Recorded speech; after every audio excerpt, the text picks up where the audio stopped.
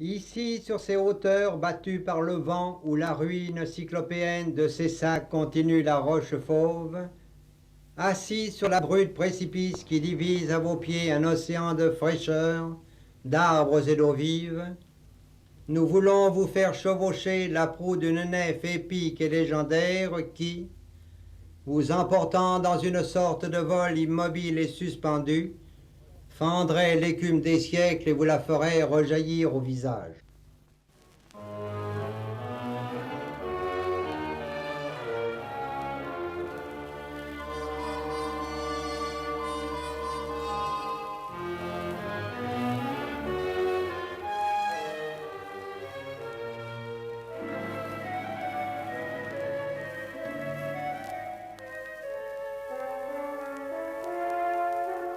De si loin qu'on se souvint, des hommes ici ont vécu et souffert.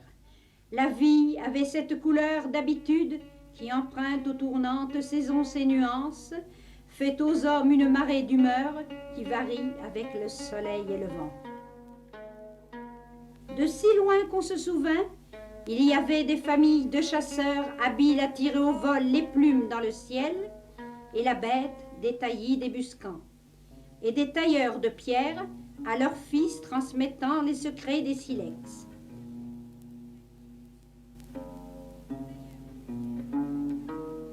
Et il y avait ceux qui croyaient au ciel et lui élevaient de durables monuments, et les hommes priaient autour des menhirs de Lazérus.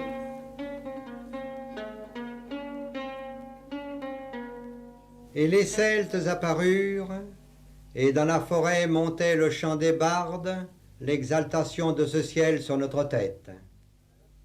Agriculteurs, chasseurs, les Gaulois sont d'incomparables ouvriers. Les forges de la montagne noire retentissent des cris et du martèlement du fer et du cuivre. Les Romains arrivent bientôt.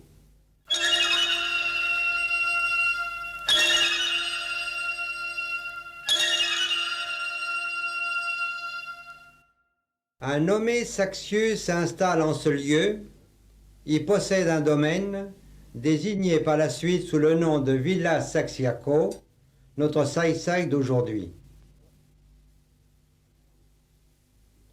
Le peuple des Visigoths occupe à son tour la région.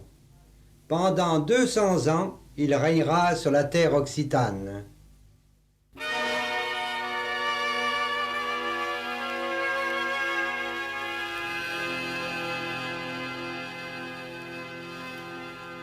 Nous voici en l'an 508, perdus dans leurs songes, marchant d'un pas de somnambule, la reine des Visigoths, épouse du roi défunt, et le seigneur Euric s'avance au bord des ténèbres. L'armée des Visigoths est défaite, et les Francs de Clovis se sont emparés de Toulouse. Leur rapide avance a bloqué la route de Carcassonne, rejetant dans la montagne noire, vers Cessac, la troupe désemparée.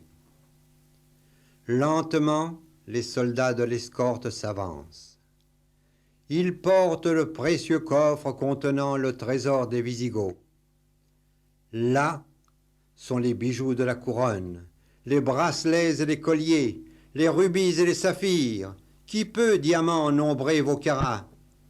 Et le fabuleux chandelier à 7 branches que Jérusalem chérissait dans son temple et qui avait le pouvoir de foudroyer ceux qui le profanaient. Dans le lit d'une nuit sablée d'étoiles, le vent d'Autan coule ainsi qu'un fleuve majestueux et fait claquer les oriflammes. Retirez-vous, laissez-moi avec la reine. Maintenant que ce trésor est à l'abri et que nous voilà seuls, laissez-moi me parer une dernière fois de ces bijoux royaux. Me trouvez-vous belle ainsi? Ah, ma reine, depuis Toulouse, je n'ai de pensée que pour vous. Notre double destin enfin nous réunit, et je puis vous dire tout mon amour. Tous ces bijoux doivent servir à mettre en valeur ta beauté. Même ce chandelier doit éclairer ma splendide déesse.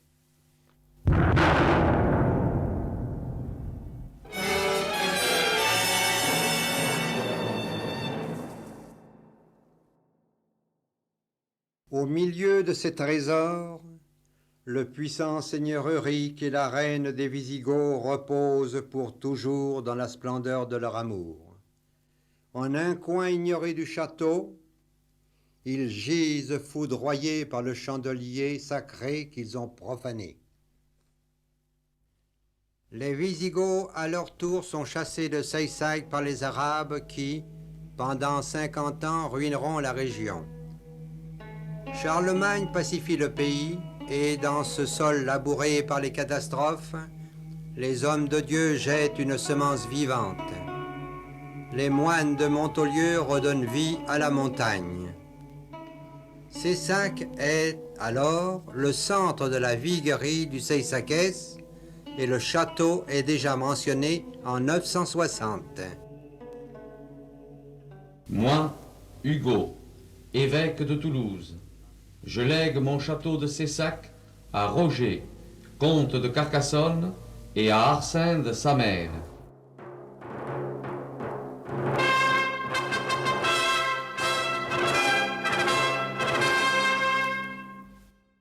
Seysac sera toujours une possession de Carcassonne. Cela est précisé en l'an 1034. Les puissants barons de Seysac, issus des comtes de Foix, les Raymond, Hugues, Guillaume, Isarne, Jourdain, Jourdain, Bernard, seigneurs de Seysac, de Verdun, de Montréal, de Montrevel, de Ramondens, par alliance vicomte de Fenouillet, amis ou parents des plus puissantes familles occitanes, les rois de la Montagne Noire seront toujours les vassaux aimés des Trincavel.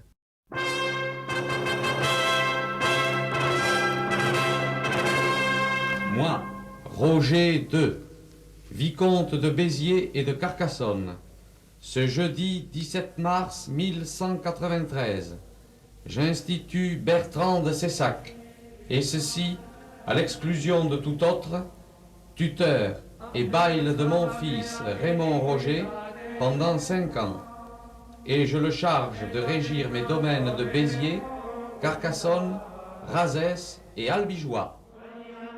Bertrand accomplit cette tâche vigoureusement.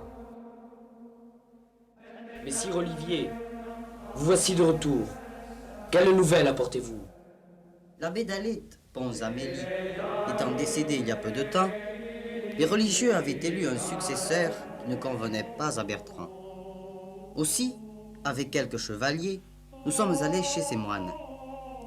Mon frère nous fit enlever le nouvel abbé de la chaire abbatiale, le fit jeter en prison.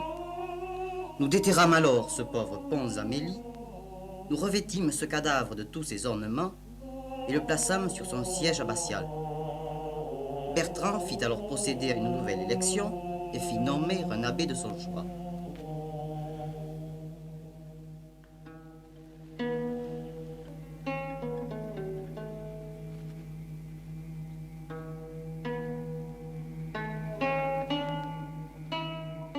Dans son château de Seysac, Bertrand aime recevoir les troubadours. Raymond de Miraval conseille à son jongleur Bayona: Au seigneur Bertrand de Seysac chante des sirventesses et de préférence des chansons, et dis-lui de ne pas considérer comme une injure que je me sois d'abord adressé à lui. Tu ne le quitteras point les mains vides. Il te donnera, pour l'amour de moi, un cheval qui aura un coup de cigogne, bien qu'il n'aime pas donner. Raymond Vidal de Besaudin cite Bertrand comme un protecteur des troubadours. Esai cortés cavaller, Bertrand de Seysac l'appelaban. Bertrand encourage les vocations. Un jeune Seyssagais, Bernard, devient troubadour. Peyre d'Auvergne le cite parmi les plus grands. Une strophe nous le décrit. Eloches, Bernard de Seysac, qui ont qu'une bonne vestiaire nanac, mas danar menus os queren, et un peix no le presei un brac. plus en Bertrand de Carlaillac, qu'est-ce un vieux mantel suzerain. Peyre Vidal, célèbre troubadour, aime venir à ces sacs. Mon bel archer de l'Aurac, de qui je me réjouis tant, m'a blessé de par Gaillac, et sa flèche au cœur m'a mis, et son coup me fut si doux, que je séjourne à ses sacs, avec ses frères et ses cousins.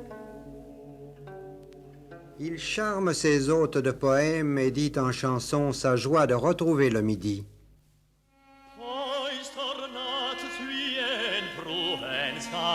Et a Madonna sapu, ben dei forgaia cane su, si vals per